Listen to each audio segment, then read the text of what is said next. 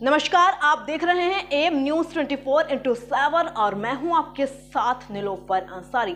आइए नजर डालते हैं आज की ताजा खबरों पर। प्राचीन भारतीय आयुर्वेद पद्धति से कैंसर के इलाज में अग्रणी संस्था डीएस रिसर्च सेंटर में आधुनिक सुख सुविधाओं से युक्त कैंसर अनुसंधान केंद्र के 13 वर्ष पूरे होने पर एक रंगारंग कार्यक्रम का आयोजन हुआ। वैसे तो डीएस रिसर्च सेंटर पिछले 50 वर्षों से भी अधिक समय से भारत के 6 राज्यों में अपने सेंटर द्वारा कैंसर रोगियों की सेवा करता आ रहा है। इस कार्यक्रम का उद्देश्य अपने कर्मचारियों, डॉक्टर, आहार विशेषज्ञ के साथ साथ टेली कॉलिंग, ब्रांडिंग, फार्मेसी और तमाम लोग जो डीएस से जुड़े हुए हैं उनके अनुभवों को साझा करना और ज्यादा से ज्यादा कैंसर रोगियों तक अपनी सेवा पहुंचाने के लक्ष्य के बारे में चर्चा करना रहा।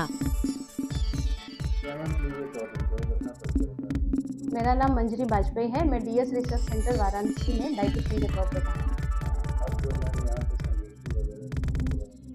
संगोष्ठी नहीं थी, हमारा इंसेप्शन डे प्रोग्राम था। मतलब हमारा जो नया क्लिनिक बना है इसका एनुअल डे था। तो आज हम लोगों ने 13th एनुअल डे मनाया है। इसका मतलब 13 साल कंप्लीट हो गए इस नए प्रारूप। तो उसका सेलिब्रेशन था। तो उसमें हम लोगों ने सॉन्ग्स भी किए हैं, स्पीचेस भी हुई हैं, बाकी लोगों के इनपुट्स भी हैं कि किस तरह से हमको और बेहतर काम करना है आगे के सालों में cancer patient. DS research centre nutrient energy पर कैंसर की दवाइयाँ बनाता है।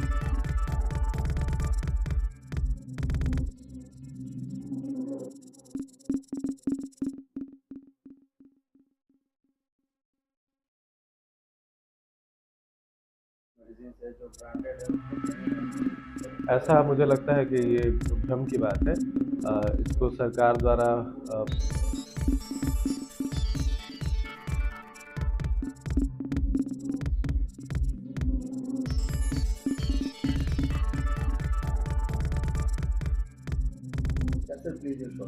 मेरा नाम विनय त्रिपाठी है। डीएस रिसर्च सेंटर में मैं ब्रांडिंग करता हूँ।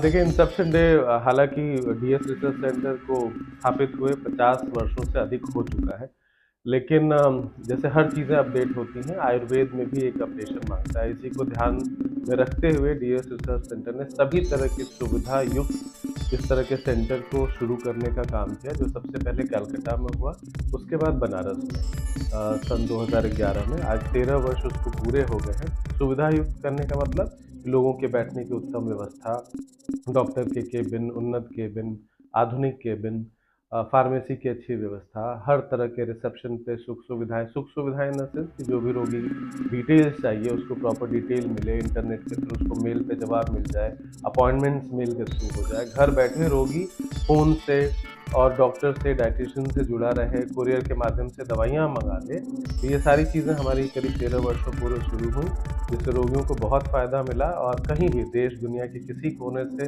जब भी वो अपना इलाज चाहते हैं घर बैठे सुविधा का लाभ उठा लेते हैं। उसके पहले उन्हें तमाम दिक्कतें आती थीं, उनको पूरे परिवार समेत आना पड़ता था, रहने आने जाने का वहन करना पड़ता था, उससे बहुत निजात मिली।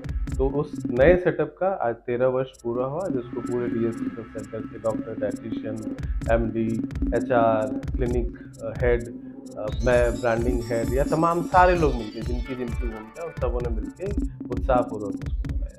कैंसर जैसे असाध्य रोगों के लिए क्या रिजल्ट आपको लगता है जो आप?